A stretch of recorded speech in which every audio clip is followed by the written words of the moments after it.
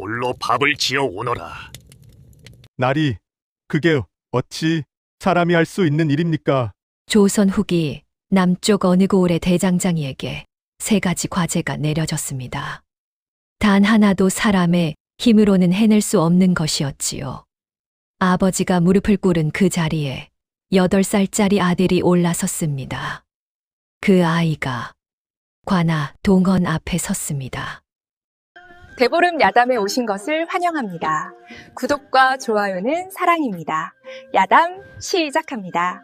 장이 서는 날이면 고을 한복판이 사람들로 북적였습니다. 떡장수의 김이 허연 입김처럼 피어오르고 옹기장수가 항아리를 두드리는 소리가 골목마다 울리던 그 장터 한가운데 대장간이 하나 있었지요. 지붕은 낮고 벽은 그을음투성이었지만 이 고을에서 홈이 하나, 낫 하나가 필요하면 사람들의 발이 저절로 향하는 곳이었습니다. 대장장이 막쇠라는 사내가 아버지 대에서부터 그 자리를 지켜온 터이었지요. 막쇠는 말이 없는 사람이었습니다. 쇠를 두드릴 때 외에는 좀처럼 큰 소리를 내지 않았고 장터에서 시비가 붙어도 고개를 숙이고 제 할 일만 했지요. 그렇다고 굽은 성민은 아니었습니다. 다만 말보다 손이 먼저 움직이는 장인이었을 뿐이었지요. 그가 벼린 호미는 돌밭을 파도 날이 서 있었고 그가 꺾은 낯은 억센 갈대를 한 번에 베었습니다.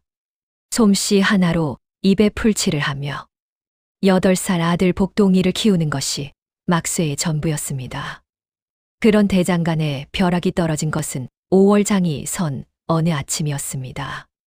풀 위에 불을 올리려던 막쇠의 귀의 장터 어귀 쪽에서 발자국 소리가 들려왔습니다. 보통 걸음이 아니었지요. 여러 사람이 한꺼번에 빠르게 다가오는 소리였습니다. 고개를 돌리자 관아, 포졸넷이 대장간을 향해 걸어오고 있었습니다. 그 뒤를 관아의 아전 하나가 따르고 있었는데 손에 두루마리 하나를 들고 있었지요. 장터의 안악들이 하나둘 걸음을 멈추고 이쪽을 바라보기 시작했습니다. 아전이 대장간 앞에 서더니 두루마리를 펼쳤습니다. 그리고 읽기 시작했지요. 대장장이 막쇠에게 분부한다.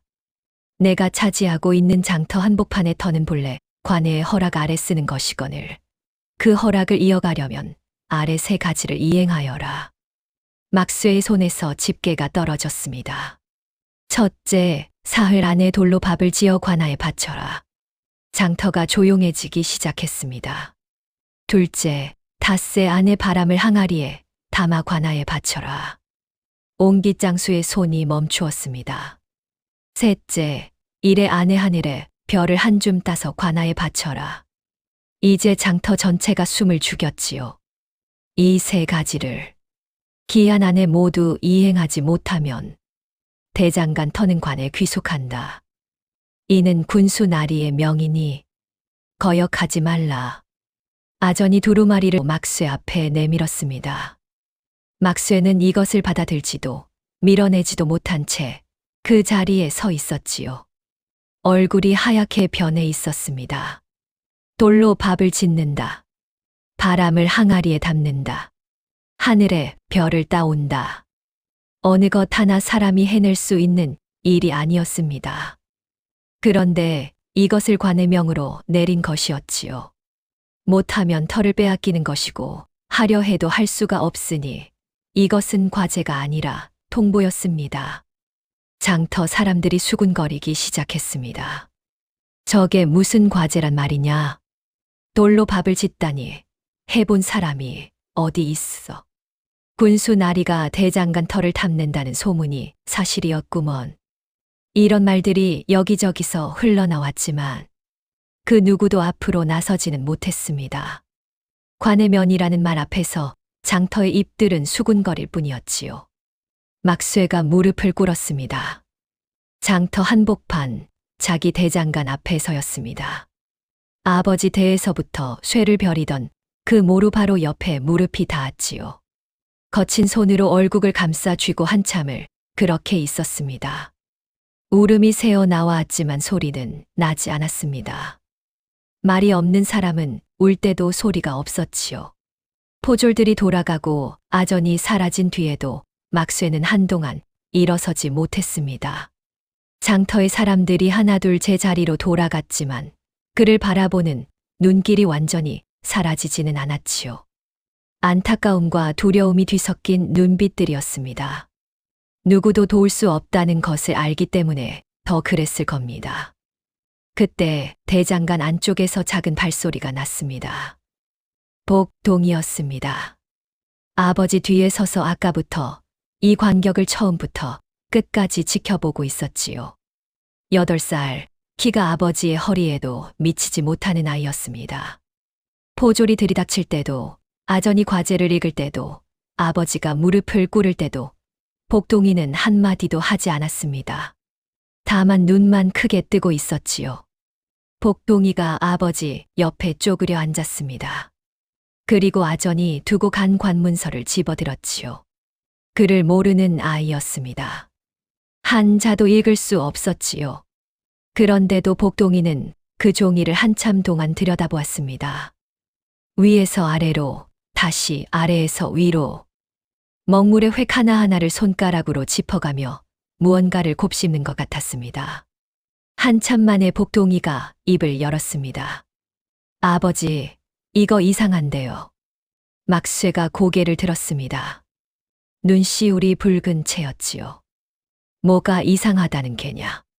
복동이는 대답하지 않았습니다. 다만 관문서를 두 손으로 꼭 쥔 채 고개를 한쪽으로 갸웃하고 있었지요. 마치 무언가 앞뒤가 맞지 않는 것을 발견했는데 그것을 어떤 말로 꺼내야 할지 아직 정리가 안 된 얼굴이었습니다. 장터의 바람이 대장간 풀무 위로 지나갔습니다. 불씨는 꺼져 있었고 모루 위의 쇳덩이는 식어 있었지요. 복동이의 손에 들린 관문서만이 바람에 살짝 흔들리고 있었습니다. 이 아이가 무엇을 이상하다고 느낀 것인지 그것은 아직 아무도 몰랐습니다. 과제가 내려진 그날 밤 막쇠는 대장간에 앉아 한마디도 하지 않았습니다. 밥도 먹지 않았지요. 복동이가 식은 보리밥 한 그릇을 아버지 무릎 옆에 갖다 놓았지만 막쇠는 숟가락을 들지 않았습니다. 풀무 옆 화덕에 불씨 하나 없는 대장간은 처음이었지요. 이 대장간에서 불이 꺼진 날은 막쇠의 아버지가 세상을 떠난 날. 단 하루뿐이었는데 오늘이 두 번째였습니다. 이튿날이 되어서야 장터의 소문이 퍼지기 시작했습니다. 막쇠의 대장간에 과제가 내려졌다는 이야기는 반나절 만에 고을 전체를 돌았지요. 사람들이 입을 모은 것은 과제의 내용이 아니었습니다. 그 과제가 왜 내려졌느냐는 것이었지요. 이야기의 실마리는 장터 떡집 주인 최 씨에게서 풀려 나왔습니다. 최 씨는 관아 부엌에 떡을 납품하는 사람이라 관아 안팎 소식에 밝았지요. 최 씨가 장터 느티나무 아래에서 목소리를 낮추며 한 말은 이랬습니다. 군수 나리가 이방 배서방한테 대장간 자리에 객주를 열라고 했다더구먼. 배서방이 객주를 열면 그 수익 절반이 군수 나리에게 올라가게 되어 있다는 게야. 이방 배서방. 이 고을에서 배서방을 모르는 사람은 없었습니다. 군수가 부임하기 전부터 관아에서 이방 자리를 차지하고 있었고 군수가 바뀔 때마다 살아남은 사람이었지요.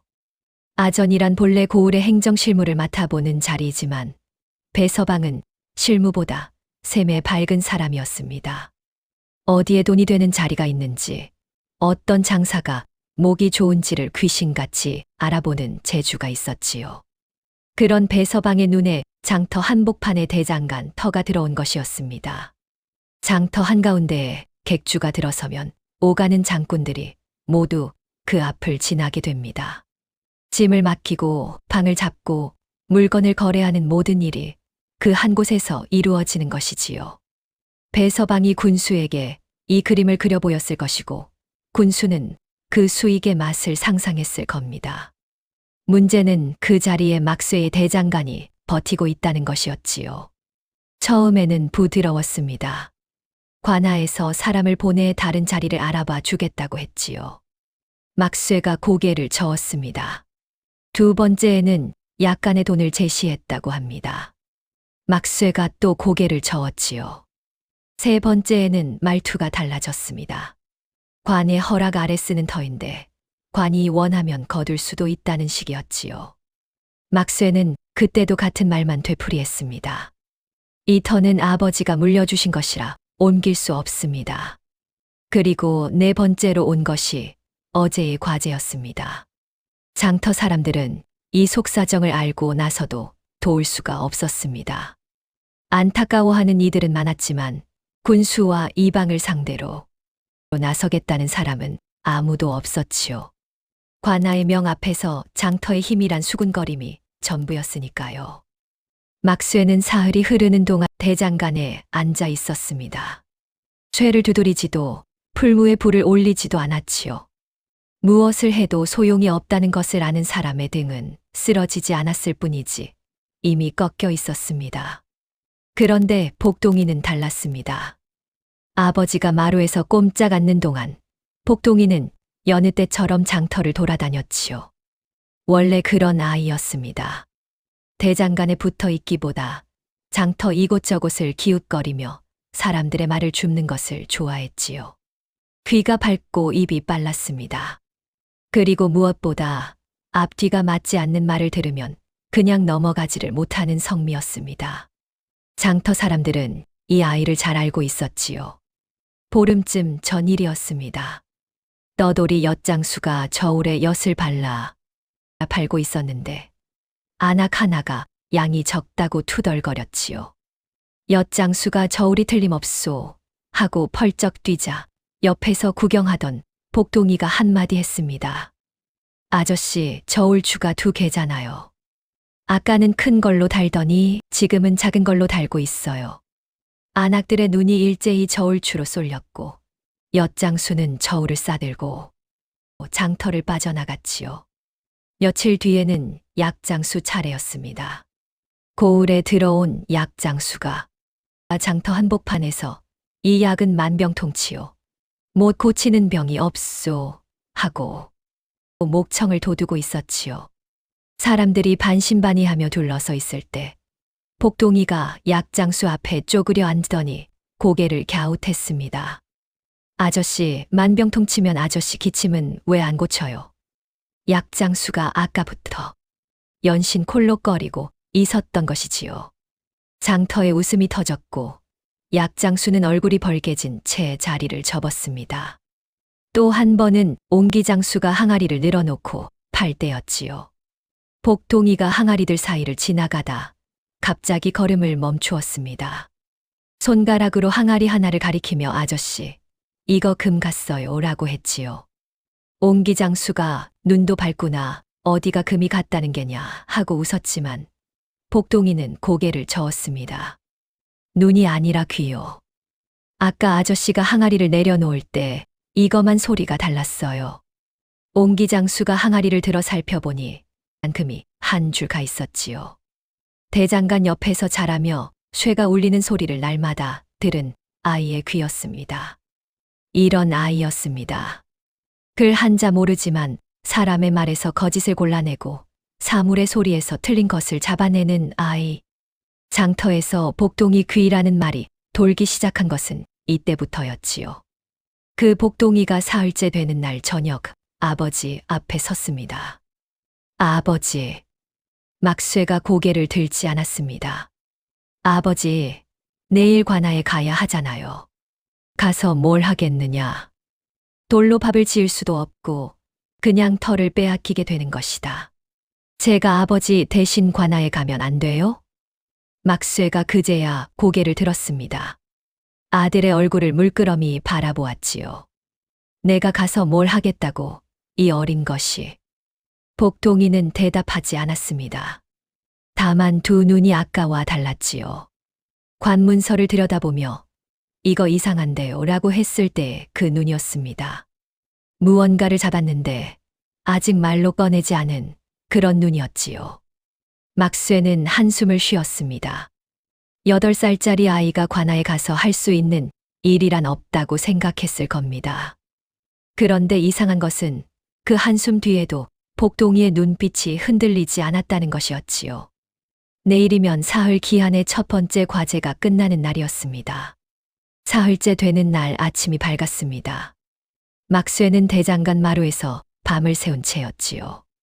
눈이 붉었고 얼굴에는 사흘치 수염이 거칠게 돋아 있었습니다. 관아에 가야 한다는 것은 알고 있었지만 가서 무엇을 내놓아야 하는지를 몰랐습니다. 돌로 밥을 짓는다는 것이 대체 무슨 뜻인지 사흘을 곱씹어도 답이 나오지 않았던 것이지요. 가지 않으면 기한을 어긴 것이 되어 털을 빼앗기고 가면 빈손으로 가서 망신을 당할 판이었습니다. 어느 쪽이든 막쇠에게는 같은 결과였지요. 그런데 아직 어두울 때 막쇠가 부엌에서 소리를 들었습니다. 부스럭거리는 소리에 고개를 돌리니 복동이가 붓두막 앞에 쪼그려 앉아 불을 지피고 있었지요. 솥 안에는 보리가 담겨 있었습니다. 8살짜리의 손으로는 서툰 불 지피기였지만 아이는 이를 악물고 부싯돌을 치고 있었습니다. 막쇠가 한참을 바라보았지요. 그리고 말없이 일어나 부엌으로 들어갔습니다. 아들 옆에 쪼그려 앉더니 부싯돌을 받아들고 불을 올렸지요. 불이 붙자 막쇠가 솥뚜껑을 덮었습니다. 아버지와 아들 사이의 말은 한마디도 오가지 않았습니다. 다만 보리밥이 뜸이 들 때까지 둘이 나란히 붓두막 앞에 앉아 있었지요. 밥이 되자 막쇠가 보자기를 꺼냈습니다. 나무 그릇에 보리밥을 담고 보자기로 쌌지요. 그리고 그것을 아들 손에 쥐어 주었습니다. 관아에 가지 말라고 붙잡지 않았습니다. 그것이 막쇠가 할 수 있는 최대한의 믿음이었을 겁니다. 아버지, 저 다녀올게요. 막쇠가 아들의 등을 바라보며 입술만 달싹였지요. 소리는 나오지 않았습니다. 복동이가 장터를 지나 관아로 향했습니다. 아침장이 서기 전이라 장터는 아직 한산했지만 복동이가 보자기를 들고 관아 쪽으로 걸어가는 것을 본 사람이 몇 있었지요. 떡집 최 씨가 가게 문을 열다 말고 복동이를 불렀습니다.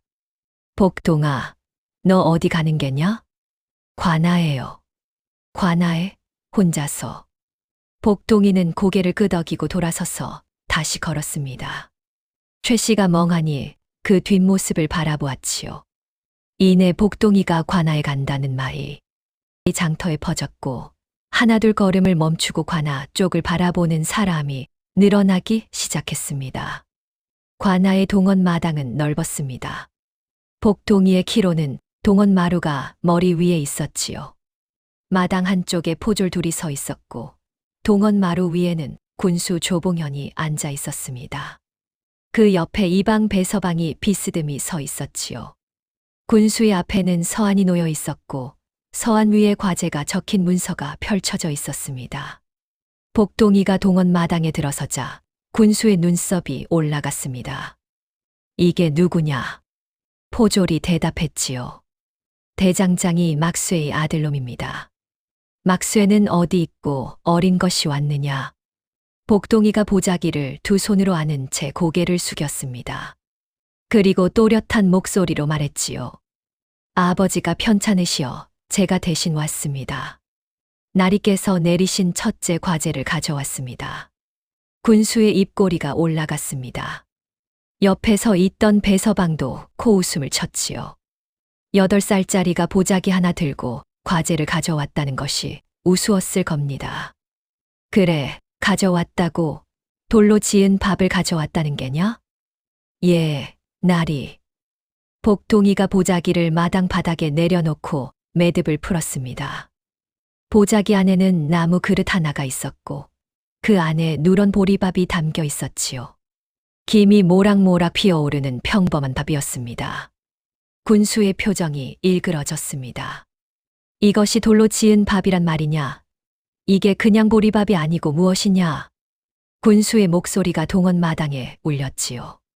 포졸들이 어깨를 움츠렸고 배서방은 팔짱을 낀 채 복동이를 내려다보고 있었습니다. 8살짜리 아이 앞에 서 있는 것은 고을에서 가장 높은 사람의 분노였지요. 그런데 복동이가 고개를 들었습니다. 눈이 흔들리지 않았지요. 날이 이 밥은 돌로 지은 밥이 맞습니다. 군수가 코웃음을 쳤습니다. 이 어린 것이 눈앞에서 거짓을 치는구나. 어디가 돌로 지은 밥이란 말이냐? 나리, 이 보리는 도락에서 찌은 것입니다. 군수가 입을 열려 했지만 복동이가 이어서 말했습니다. 찌은 보리를 돌절구에서 빻았습니다. 군수의 입이 닫혔지요. 빻은 보리를 돌화덕 위 솥에 앉혀서 찌었습니다. 동원 마당이 조용해졌습니다. 돌화개 아니면 보리를 찌을 수 없고 돌절구가 아니면 빻을 수 없습니다. 세상에 돌을 거치지 않고 지은 밥이 어디 있겠습니까, 나리? 복동이의 목소리는 크지 않았습니다. 그러나 동원 마당 구석구석까지 닿았지요. 아까부터 관아 담장 밖에 장터 사람들이 하나둘 모여들고 있었습니다. 복동이가 관아에 갔다는 소문을 듣고 온 사람들이었지요. 담장 너머로 들리는 복동이의 말에 사람들이 고개를 끄덕이기 시작했습니다. 맞는 말이지, 돌 없이 밥을 지을 수가 있나? 저 어린 것이 틀린 말을 한 게 아니구먼. 군수의 얼굴이 굳어졌습니다. 복동이의 말이 틀렸다고 할 수가 없었지요. 보리밥은 실제로 도락에서 찌고 돌절구에서 빻고 돌화덕 위 솥에 앉혀서 짓는 것이니까요. 그러나 인정할 수도 없었습니다. 인정하면 과제를 이행한 것이 되고 대장간 털을 빼앗을 명분이 사라지기 때문이었지요. 군수가 서한을 탁 내리쳤습니다. 궤변이다. 돌로 밥을 지으라 함은 돌 자체로 밥을 만들라는 뜻이지 돌을 써서 밥을 지으라는 것이 아니다. 복동이가 고개를 갸웃했습니다. 장터에서 엿장수의 거짓을 잡아낼 때와 같은 표정이었지요. 날이 과제에는 돌로 밥을 지어 바쳐라라고 쓰여 있었습니다. 복동이는 그를 모르지만 사흘 전 아전이 읽어준 문장을 한 글자도 빠뜨리지 않고 기억하고 있었던 것이지요. 돌로 밥을 지어라는 돌을 써서 밥을 지으라는 말이기도 하고 돌 자체로 밥을 만들라는 말이기도 합니다.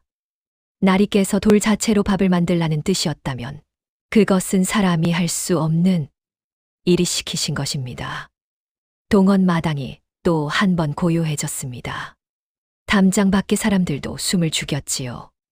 군수의 얼굴이 붉어졌다가 하얘졌다가를 반복했습니다. 배서방이 군수 옆으로 한 걸음 다가서더니 귓속말을 했지요. 무슨 말을 했는지는 복동이에게 들리지 않았지만 군수의 표정이 다시 굳어지는 것은 보였습니다. 군수가 헛기침을 한 뒤 입을 열었습니다. 말재주는 있구나. 허나 첫째 과제는 인정할 수 없다. 돌로 밥을 지으라 함은 돌 그 자체로 밥을 짓는 것을 말한 것이니 내가 가져온 것은 과제의 이행이 아니다. 복동이가 입을 열려 했지만 군수가 손을 들어 막았지요. 그러나 내가 어린 나이에 아비를 대신하여 왔으니 그 효심은 가상하다. 첫째 과제는 이행하지 못한 것으로 처리하되 아직 둘째와 셋째가 남아있으니 물러가거라. 복동이는 잠시 군수의 얼굴을 올려다보았습니다. 입술이 꼭 다물려 있었지요. 반박하고 싶었을 겁니다. 그러나 복동이는 고개를 숙이고 보자기를 다시 쌌습니다. 밥그릇을 감싼 보자기를 안고 동원 마당을 나서는 복동이의 등이 작았지요. 그러나 그 작은 등 뒤로 담장 밖의 사람들이 웅성거리고 있었습니다.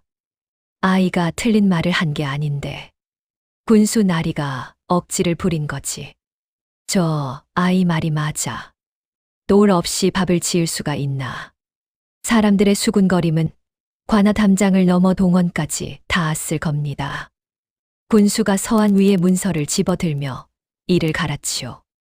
둘째 과제에서는 절대 빠져나가지 못할 것이다. 배서방이 고개를 숙이며 대답했습니다. 이번에는 제가 과제의 조건을 좀 더 단단히 잡아 놓겠습니다. 군수와 배서방의 목소리는 동원 안에서만 맴돌았지요. 그 시각 관아 문을 나선 복동이는 장터로 돌아가는 길에 걸음을 멈추었습니다. 돌아서서 장터 쪽을 바라보았지요. 정확히는 대장간 쪽을 바라본 것이었습니다. 대장간의 풀무가 보이는 자리에서 한참을 서 있었지요. 무엇을 보고 있는 것인지, 무엇을 생각하고 있는 것인지, 그것은 아직 복동이만 알고 있었습니다. 첫째 과제가 끝난 뒤 장터의 분위기가 달라졌습니다. 사람들이 대장간 앞을 지날 때마다 복동이를 찾았지요. 복동이 어디 갔느냐? 오늘은 뭘 하고 있느냐? 대놓고 응원하는 사람은 없었지만 눈빛이 달라진 것은 누구나 느낄 수 있었습니다. 군수가 억지를 부린 것을 장터 사람들은 다 보았으니까요. 그렇다고 군수에게 대드는 사람은 여전히 없었습니다. 다만 복동이가 다음에 무슨 수를 쓸 것인지 그것이 궁금했던 것이지요. 막쇠는 여전히 풀무에 불을 올리지 못하고 있었습니다. 첫째 과제가 불인정된 이상 둘째 과제마저 넘기지 못하면 끝이었지요. 바람을 항아리에 담아 바치라. 이 과제 앞에서 막쇠가 할 수 있는 일은 아무것도 없었습니다. 그러나 복동이는 아버지와 달리 가만히 있지 않았지요. 복동이는 대장간 안에 있었습니다. 그것도 풀무 앞에 앉아서였지요. 대장간의 풀무는 막쇠가 매일 쓰는 도구였습니다. 가죽 주머니 2개가 나무판에 달려 있고 그것을 번갈아 누르면 바람이 화덕 안으로 들어가는 구조였지요. 복동이는 이 풀무를 어릴 때부터 옆에서 보아왔습니다. 아버지가 풀무질을 할 때면 옆에 쪼그려 앉아 바람이 나오는 구멍을 들여다보곤 했지요. 화덕의 불씨가 풀무 바람에 활활 살아나는 것이 신기했던 것입니다. 그 복동이가 이제 풀무 앞에 앉아 무언가를 만지작거리고 있었습니다. 옆에는 장터 옹기장수에게서 얻어온 작은 항아리 하나가 놓여 있었지요. 복동이는 항아리를 이리저리 돌려보더니 대장간 구석에서 송곳을 하나 집어들었습니다. 막쇠가 가죽에 구멍을 뚫을 때 쓰는 송곳이었지요. 복동이가 그 송곳을 항아리 바닥에 대고 돌리기 시작했습니다. 그러나 8살짜리의 힘으로는 역부족이었지요. 송곳이 미끄러지고 항아리가 흔들렸습니다. 그때 뒤에서 손 하나가 내려왔습니다. 막쇠였지요. 말없이 다가온 막쇠가 한 손으로 항아리를 꼭 잡았습니다. 그리고 다른 손으로 복동이의 송곳을 받아들더니 단번에 항아리 바닥에 작은 구멍을 뚫었지요. 대장장이의 손이 아니면 항아리를 깨뜨리지 않고 구멍을 낼 수가 없었습니다. 막쇠는 구멍을 뚫은 뒤 송곳을 내려놓고 한마디도 없이 다시 마루로 돌아갔지요. 복동이가 무엇을 하려는지 묻지 않았습니다. 다만 아들이 필요로 하는 것에 손을 보탠 것, 그것이 말 없는 아버지가 할 수 있는 전부였지요. 이 아이가 무엇을 하려는 것인지 그것은 닷새째가 되어서야 드러나게 됩니다. 닷새째 아침 복동이가 또다시 관아로 향했습니다. 이번에는 보자기가 아니라 항아리를 2팔로 안고 있었지요. 뚜껑이 덮여 있었고 뚜껑 위를 천으로 감아 묶어 놓은 상태였습니다. 장터를 지나는 복동이를 본 사람들이 또 하나둘 관아 쪽으로 발을 옮기기 시작했지요. 이번에는 첫째 과제 때보다 사람이 더 많았습니다. 소문이 퍼진 탓이었지요. 관아 동원 마당에 들어선 복동이의 앞에 군수 조봉현이 앉아 있었습니다. 오늘은 표정이 달랐지요. 지난번처럼 비웃는 얼굴이 아니었습니다. 입이 굳게 다물려 있었고 눈이 좁아져 있었습니다. 옆에 선 배서방도 마찬가지였지요. 두 사람 모두 이번에는 어떤 수를 쓰든 받아들이지 않겠다는 얼굴이었습니다. 군수가 입을 열었습니다. 또 내가 왔느냐? 예, 날이. 둘째 과제를 가져왔습니다. 바람을 항아리에 담아왔다는 게냐? 예, 날이. 군수의 눈썹이 꿈틀했지요. 지난번 보리밥 때와 같은 수법일 거라 예상했을 겁니다. 그러나 이번에는 항아리를 가져왔으니 최소한 무언가 다른 수를 준비한 것은 분명했지요. 열어봐라. 복동이가 항아리를 마당 바닥에 내려놓았습니다. 그리고 천을 풀고 뚜껑을 살짝 들었다가 다시 덮었지요. 그리고는 군수를 올려다보며 말했습니다. 날이 직접 확인해 보시겠습니까? 군수가 코웃음을 쳤습니다. 빈 항아리에 무슨 바람이 들어있겠느냐. 열어봐라. 내가 보마. 복동이가 뚜껑을 열고 항아리를 들어 올려 군수 쪽으로 내밀었습니다. 나리, 손을 넣어 보십시오. 군수가 서안에서 몸을 기울여 항아리 안에 손을 넣었습니다. 그 순간 군수의 표정이 변했지요. 항아리 안에서 바람이 불어나온 것이었습니다. 서늘하고 또렷한 바람이 군수의 손등을 스쳤습니다. 군수가 손을 획 빼며 항아리를 내려다보았지요. 이게 무슨 수작이냐? 복동이는 항아리를 바닥에 내려놓고 뒤집었습니다. 항아리 바닥에 작은 구멍이 하나 뚫려 있었지요. 복동이가 그 구멍에 입을 대고 후 하고 바람을 불어넣자 항아리 입구에서 바람이 솔솔 나왔습니다. 나리, 이것은 저희 대장간 풀무의 이치와 같습니다. 복동이가 항아리를 세우며 말했지요. 풀무는 한쪽에서 바람을 넣으면 다른 쪽에서 바람이 나옵니다. 이 항아리도 마찬가지입니다. 밑에서 바람을 넣으면 위에서 바람이 나오지요. 나리께서 손을 넣으셨을 때 바람을 느끼셨으니 이 항아리 안에 바람이 담겨 있었던 것입니다. 동원 마당이 술렁였습니다. 담장 밖에 모여있던 장터 사람들 사이에서 웃음이 새어나왔지요. 대장장이 아들이라 풀무를 쓸 줄 아는구먼. 저 꼬마가 보통이 아니야. 이런 말들이 오갔습니다. 군수의 얼굴이 붉어졌습니다. 항아리에 구멍을 뚫어 바람을 만들어낸 것이 기발했지만 그것을 인정할 수는 없었지요. 입을 열려는 순간 복동이가 먼저 말했습니다. 그런데 나리. 복동이의 목소리가 한 톤 낮아졌지요. 장터의 엿장수 앞에서도, 약장수 앞에서도, 옹기장수 앞에서도 이 아이는 거짓의 핵심을 짚을 때 늘 목소리가 낮아졌습니다. 동원 마당이 조용해졌지요. 바람은 원래 담을 수 없는 것입니다. 군수가 입을 다물었습니다. 저는 풀무의 이치를 빌려 바람을 만들어 보여드렸을 뿐 바람을 잡아서 가두어 온 것은 아닙니다. 세상 누구도 바람을 잡아서 항아리에 가둘 수는 없습니다. 복동이가 한 걸음 앞으로 나섰지요. 나리, 담을 수 없는 것을 담아 오라 하시고 못 담으면 털을 빼앗겠다 하시는 것은 처음부터 못하게 하려고 하신 것 아닙니까? 동원 마당이 얼어붙었습니다. 담장 밖의 웅성거림도 멈추었지요. 8살짜리 아이의 입에서 나온 말이 이 고을에서 가장 높은 사람의 속내를 정면으로 건드린 것이었습니다. 군수의 턱이 떨렸습니다. 분노인지 당혹인지 분간이 되지 않는 떨림이었지요. 배서방이 재빨리 군수 옆으로 다가갔지만 군수는 한동안 아무 말도 하지 못했습니다.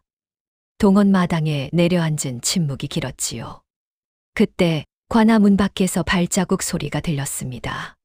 한 사내가 관아 안으로 들어서고 있었지요. 갓을 쓰고 도포를 입은 중년의 사내였는데 장터 사람들과는 분위기가 달랐습니다. 걸음이 느리지도 빠르지도 않았고 눈이 동원 마당 전체를 천천히 훑고 있었지요. 이 고을에서는 본 적이 없는 얼굴이었습니다. 사내가 관아 담장 안쪽에서 걸음을 멈추었습니다. 복동이를, 군수를, 항아리를 차례로 바라본 뒤 아무 말 없이 담장 그늘에 섰지요. 장터 사람들 사이에 섞여 있었지만 그 눈빛은 구경꾼의 것이 아니었습니다. 무언가를 저울질하는 눈이었지요. 이 사내가 누구인지, 왜 이 고을에 왔는지 그것은 이 자리에 누구도 알지 못했습니다. 군수가 마침내 입을 열었습니다. 목소리를 가다듬었지만 떨림을 완전히 숨기지는 못했지요. 어린 것의 말재주가 날로 느는구나. 허나 둘째 과제 역시 인정할 수 없다. 바람을 담으라 함은 바람을 가두어 오라는 뜻이지 구멍을 뚫어 바람을 만들라는 것이 아니다. 둘째 과제도 이행하지 못한 것으로 처리한다. 복동이의 입술이 꽉 물렸습니다. 지난번과 같은 억지였지요. 그러나 복동이는 이번에도 더 이상 반박하지 않았습니다. 항아리를 안고 고개를 숙인 채 동원 마당을 나섰지요. 관아문을 나서는 복동이의 등 뒤로 장터 사람들의 목소리가 들려왔습니다. 또 억지야, 또. 저 아이가 틀린 게 아니잖아. 군수 나리가 무슨 수를 써도 안 받아들일 작정인 거지. 셋째 과제가 남았는데 별을 따오라는 것은 대체 어떻게 한다는 거야. 복동이는 사람들 사이를 빠져나가며 걸었습니다. 얼굴에는 아무 표정이 없었지요. 그런데 관아 담장을 돌아 나오는 길에 복동이의 발이 한 곳에서 멈추었습니다. 관아 뒤편 골목이었지요. 바닥에 종이 조각 하나가 떨어져 있었습니다. 관아에서 심부름을 하는 사내가 서둘러 지나가다 흘린 것인지 바람에 날린 것인지는 알 수 없었지요. 복동이가 그것을 집어들었습니다. 그를 모르는 아이였습니다. 그러나 종이를 버리지 않았습니다. 접어서 품에 넣었지요. 그 시각 동원 안에서는 군수와 배서방이 마주 앉아 있었습니다. 군수의 목소리가 낮았지요. 저놈이 셋째 과제에서 또 무슨 수를 쓸지 모른다. 이번에는 무슨 말을 하든 절대 받아들이지 마라. 과제 조건을 다시 잡아라. 별을 따온다는 것은 어떤 식으로든 빠져나갈 수가 없을 것이다. 배서방이 고개를 숙이며 대답했습니다. 걱정 마십시오. 8살짜리가 하늘의 별을 어찌하겠습니까? 이번에는 입을 열기도 전에 끝날 것입니다. 군수가 서한 위에 붓을 집어들었지요. 셋째 과제의 조건을 다시 쓰기 시작했습니다. 먹물의 종이 위에 번지는 소리만이 동원 안을 채웠지요. 복동이에게 남은 시간은 이틀이었습니다. 엿새째 되는 날, 복동이는 장터를 돌아다녔습니다. 그러나 이번에는 풀무 앞에 앉아있지도 항아리를 만지작거리지도 않았지요. 복동이가 한 일은 단 하나였습니다. 품에서 종이 조각을 꺼내 장터에 글하는 어른을 찾아간 것이었지요. 떡집 최 씨는 그를 몰랐습니다. 옹기장수도 마찬가지였지요. 복동이가 종이 조각을 들고 이 사람 저 사람에게 다가갔지만 장터에서 글을 읽을 줄 아는 사람은 쉽게 찾을 수 없었습니다. 복동이가 마지막으로 찾아간 사람은 장터 구석에서 편지를 대신 써주는 늙은 훈장이었지요. 아이들에게 천자문을 가르치다 늙어서 장터에서 대필로 입에 풀칠을 하는 사람이었습니다. 복동이가 종이 조각을 내밀었지요. 할아버지, 이거 뭐라고 쓰여 있어요? 훈장이 종이 조각을 받아 펼쳤습니다. 눈을 가늘게 뜨고 한참을 들여다보더니 고개를 갸웃했지요. 이게 어디서 난 것이냐? 관아 뒤편 골목에 떨어져 있었어요. 훈장이 다시 한번 종이 조각을 읽었습니다. 그리고 복동이를 내려다보며 낮은 목소리로 말했지요. 여기에 이렇게 쓰여 있다. 대장간터, 일이 곧 마무리될 것이니 객주 공사 준비를 서둘러라. 나리의 뜻대로 움직이겠으니. 복동이의 눈이 커졌습니다. 이게 누가 누구한테 쓴 거예요? 훈장이 종이 조각을 다시 살펴보았지요. 보낸 사람 쪽에 배라는 성만 보이고 이름은 찢어져 없구나. 받는 사람은 이름이 없고 다만 어디로 보내려 했는지 지명만 남아있다. 복동이가 종이 조각을 돌려받아 다시 품에 넣었습니다. 훈장에게 꾸벅 절을 하고 돌아서는 복동이의 얼굴에 처음으로 또렷한 표정이 떠올랐지요. 장터에서 엿장수의 저울추를 잡아냈을 때와도 다르고 약장수의 기침을 짚었을 때와도 다른 무언가 확신에 찬 얼굴이었습니다. 이 종이 조각이 무엇을 의미하는지 복동이는 이제 알고 있었습니다. 2일째 아침이 밝았습니다. 복동이가 대장간을 나섰지요. 이번에는 보자기도 항아리도 들고 있지 않았습니다. 빈손이었지요. 다만 저고리 품 안에 종이 조각 하나가 들어있을 뿐이었습니다. 막쇠가 마루에서 아들을 불렀습니다. 복동아. 복동이가 돌아보았지요. 별을 따오라는 건 진짜 할 수가 없는 거다. 관아에 가봐야 소용이 없어. 복동이가 아버지를 바라보았습니다. 그리고 웃었지요. 8살짜리 아이가 지을 수 있는 가장 태연한 웃음이었습니다. 아버지, 저는 별을 따러 가는 게 아니에요. 막쇠가 무슨 뜻인지 몰라 눈을 깜빡였지요. 복동이는 이미 장터 쪽으로 걸어가고 있었습니다. 관아로 향하는 복동이의 뒤를 장터 사람들이 따랐습니다. 이번에는 담장 밖에 서는 정도가 아니었지요. 떡집 최 씨가 가게 문을 일찍 닫았고 옹기장수가 항아리를 내려놓았고 포목점 주인이 천을 접어놓고 관아 쪽으로 걸었습니다. 첫째 과제 때 서너 명이었던 구경꾼이 둘째 과제 때 10여 명이 되었고 오늘은 수십 명이 관아 담장 밖에 모여들었지요. 관아의 포졸이 비켜라, 비켜라 하고 소리쳤지만 사람들은 물러서지 않았습니다. 동원 마당에 들어선 복동이의 앞에 군수 조봉현이 앉아 있었습니다. 오늘의 군수는 단단히 준비한 얼굴이었지요. 서안 위에 새로 쓴 문서가 펼쳐져 있었고 배서방이 그 옆에 바짝 붙어 서 있었습니다. 군수가 입을 열기 전에 배서방이 먼저 말했지요. 셋째 과제의 조건을 다시 고한다. 하늘에 별을 한 줌 따서 바쳐라. 말재주로 빠져나가는 것은 인정하지 않는다. 별 그 자체를 가져와야 한다. 배서방이 일부러 조건을 덧붙인 것이었습니다. 지난 2번의 경험에서 복동이가 말로 빠져나가는 것을 막기 위한 수였지요. 동원 마당의 공기가 무거워졌습니다. 복동이가 고개를 숙인 채 잠시 서 있었지요. 담장 밖의 사람들도 숨을 죽였습니다. 빈손으로 온 아이가 이번에는 대체 무슨 말을 할 수 있을 것인가. 별을 가져올 수는 없고 말재주도 막혔으니 이번에는 정말 끝인 것 같았지요. 복동이가 고개를 들었습니다. 날이 별을 따 오겠습니다. 군수의 눈썹이 올라갔지요. 제가 하늘에 올라가서 별을 따 오겠습니다. 그러니 날이 깨서 하늘까지 닿는 사다리를 놓아 주십시오. 동원 마당이 조용해졌습니다. 군수가 잠시 멈칫했지요. 무슨 소리냐. 날이, 별은 하늘에 있는 것이지요. 하늘에 있는 것을 따오려면 하늘에 올라가야 합니다. 제가 올라가겠으니 날이 깨서 사다리를 놓아 주십시오. 군수가 버럭 소리쳤습니다. 하늘에 닿는 사다리가 어디 있느냐? 복동이가 고개를 갸웃했지요. 장터에서 거짓을 잡아낼 때마다 보였던 그 표정이었습니다. 그런 사다리가 없듯이 별을 따는 것도 사람이 할 수 없는 일입니다. 군수의 입이 닫혔지요. 날이. 복동이의 목소리가 낮아졌습니다. 동원 마당 전체가 이 아이의 입을 바라보고 있었지요.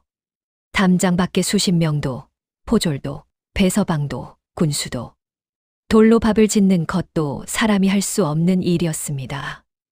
바람을 항아리에 가두는 것도 사람이 할 수 없는 일이었습니다. 하늘에 별을 따는 것도 사람이 할 수 없는 일입니다. 복동이가 한 걸음 앞으로 나섰지요. 3가지 모두 사람이 할 수 없는 일을 시키신 것입니다.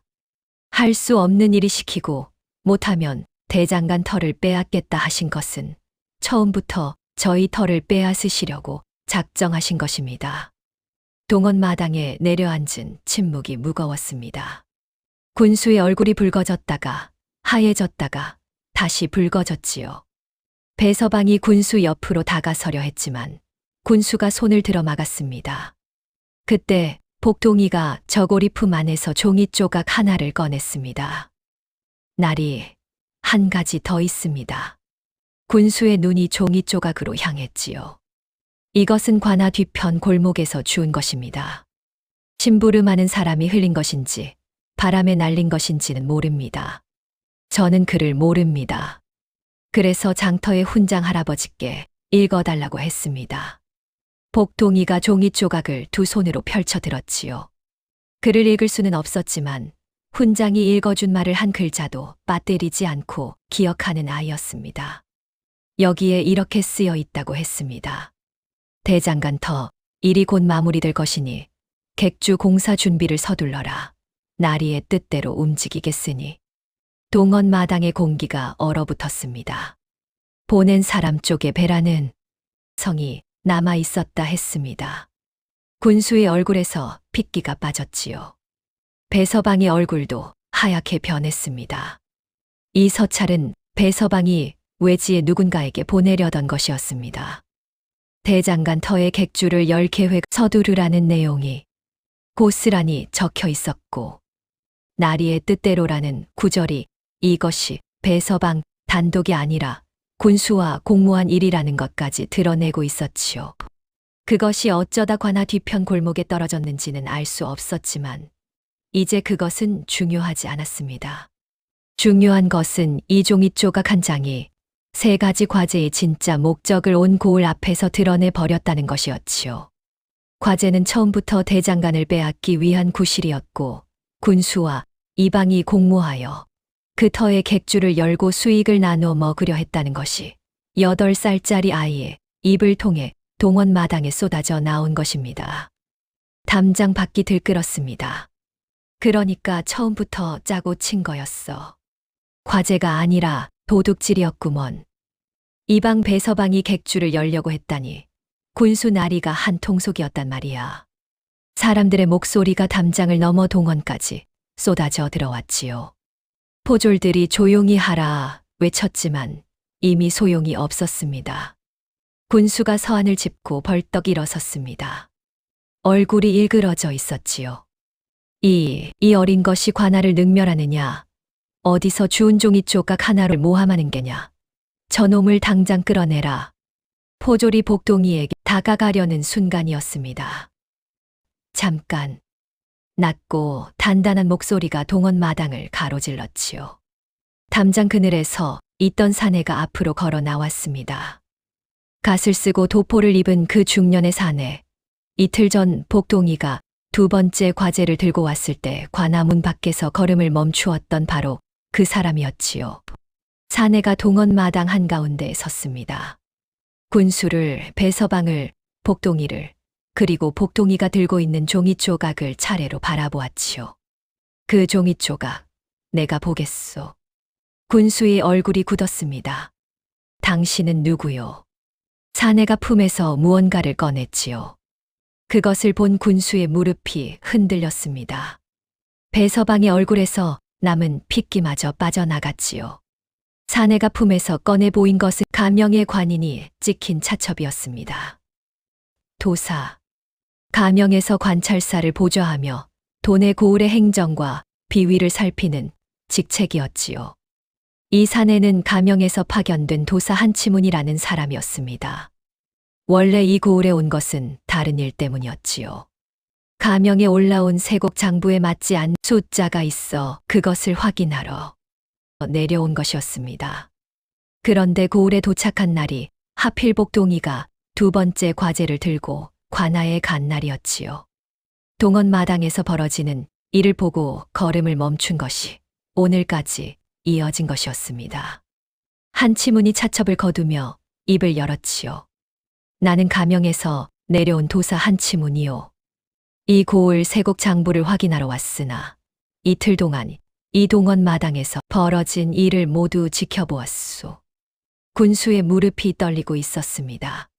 배서방은 이미 고개를 숙인 채 꼼짝도 하지 못하고 있었지요. 한치문이 복동이에게 다가갔습니다. 복동이가 두 손으로 들고 있던 종이 조각을 내밀자 한치문이 그것을 받아 펼쳐 읽었지요. 한참을 읽은 뒤 한치문이 고개를 들어 군수를 바라보았습니다. 대장간 터, 일이 곧 마무리될 것이니 객주 공사 준비를 서둘러라. 나리의 뜻대로 움직이겠으니. 이것이 이 서찰의 내용이요. 동원 마당이 다시 한번 얼어붙었지요. 이것은 이방이 외부에 보내려던 서찰로 보이는데 여기에 나리의 뜻대로라는 구절이 있으니 군수가 이 일에 관여하지 않았다고 말하기는 어렵겠소.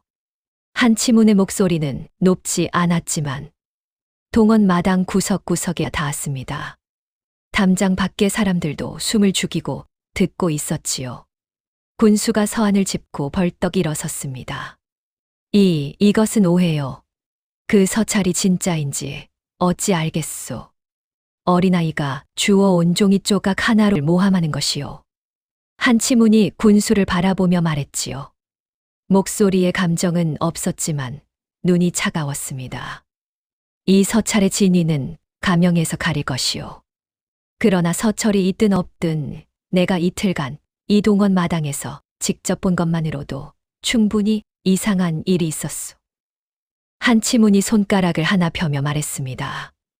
첫째, 사람이 이행할 수 없는 과제를 백성에게 내렸소. 손가락이 둘이 되었지요.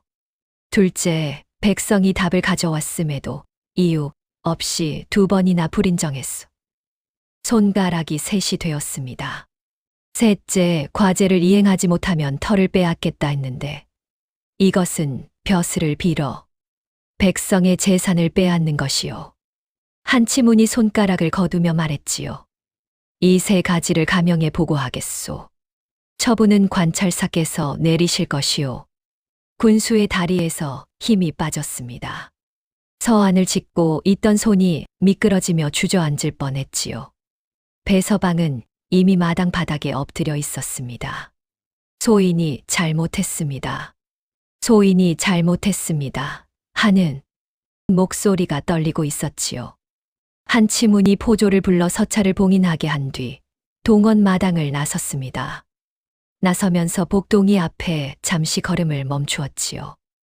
8살짜리 아이를 내려다보며 한마디 했습니다. 내 이름이 무엇이냐? 복동입니다. 한치문이 고개를 한 번 끄덕였지요. 그것이 전부였습니다. 칭찬도 감탄도 없었습니다. 다만 돌아서는 그 뒷모습에서 입꼬리가 살짝 올라간 것을 복동이는 보지 못했지요. 보름이 지났습니다. 가명에서 처분이 내려왔지요. 군수 조봉현은 벼슬을 빌어 백성의 재산을 침탈하려 한 죄로 파직되었습니다. 이방 배서방은 공모자로 문초를 받게 되었지요. 새 군수가 부임하기 전까지 고을의 일은 가명에서 내려보낸 임시 관리가 맡기로 했습니다. 대장간 터는 원래대로 막쇠의 것으로 확정되었지요. 파직 소식이 전해진 날 장터의 사람들이 모여들었습니다. 대장간 앞에서였지요. 누가 먼저랄 것도 없이 막쇠의 대장간 앞에 사람들이 서서 불이 다시 올라가는 풀무를 바라보고 있었습니다. 막쇠가 보름 만에 풀무에 불을 올렸지요. 화덕에 숯을 넣고 풀무질을 시작하자 불씨가 바람을 받아 활활 살아났습니다. 대장간에 불이 돌아온 것이었지요. 쇳덩이가 벌겋게 달아올랐고 막쇠가 망치를 들었습니다. 보름 동안 쥐지 못했던 망치였지요. 첫 번째 내리치는 소리가 장터 전체에 울렸습니다. 강, 강, 강. 그 소리를 들으며 장터 사람들이 웃었지요. 떡집 최 씨가 떡 한 시루를 가져왔고 옹기장수가 사발을 내놓았고 안악들이 막걸리를 날랐습니다. 잔치는 아니었지만 잔치 같은 오후였지요. 그 한복판에 복동이가 있었습니다. 아버지 옆에 쪼그려 앉아 풀무지를 거들고 있었지요. 8살짜리의 팔로는 풀무가 무거웠을 겁니다. 그러나 복동이는 이를 악물고 풀무를 눌렀지요. 아버지가 망치를 내리칠 때마다 풀무 바람이 불씨를 살려냈고 불씨가 쇠를 달궜고 달궈진 쇠가 막쇠의 손에서 호미가 되고 낫이 되었습니다. 막쇠가 망치를 내려놓고 아들을 바라보았습니다. 땀이 흐르는 아들의 얼굴을 한참 동안 바라보더니 거친 손으로 복동이의 머리를 쓸어 넘겼지요. 말이 없는 사람이었습니다. 쇠를 두드릴 때 외에는 좀처럼 큰 소리를 내지 않았던 사내였지요. 그런 막쇠가 아들의 머리를 쓸어 넘기며 한마디 했습니다. 복동아, 예, 아버지. 내가 이 아비보다 낫다. 복동이가 아버지를 올려다보았지요. 그리고 웃었습니다. 관아 동원 마당에서 군수 앞에 섰을 때와는 전혀 다른 8살짜리 아이다운 웃음이었지요. 막쇠가 아들을 끌어안았습니다. 쇠 냄새와 숯 냄새가 뒤섞인 거친 품이었지요. 복동이의 얼굴이 아버지의 가슴팍에 묻혔습니다. 장터 사람들이 그 광경을 바라보며 눈시울을 붉혔지요. 떡집 최 씨가 코를 훌쩍였고 옹기장수가 고개를 돌렸습니다. 대장간의 불은 다시 타오르고 있었습니다. 그 뒤로 오래도록 이 고을에서는 한 가지 말이 전해졌지요. 누군가 앞뒤가 맞지 않는 억지를 부리면 사람들은 이렇게 말했습니다. 복동이를 데려올까? 그러면 억지를 부리던 사람도 듣는 사람도 웃었다고 합니다. 8살짜리 아이가 관아동원에서 군수를 상대로 3번 입을 열었고 3번 모두 앞뒤가 맞지 않는 것을 그냥 넘기지 않았으며 끝내 그 한마디들이 거짓의 탈을 벗긴 이야기. 사람들은 이것을 복동이의 3마디라고 불렀지요. 돌로 밥을 지어 오라 한 그날부터 대장간의 불이 다시 오른 그날까지 이 이야기는 그렇게 전해져 내려왔습니다.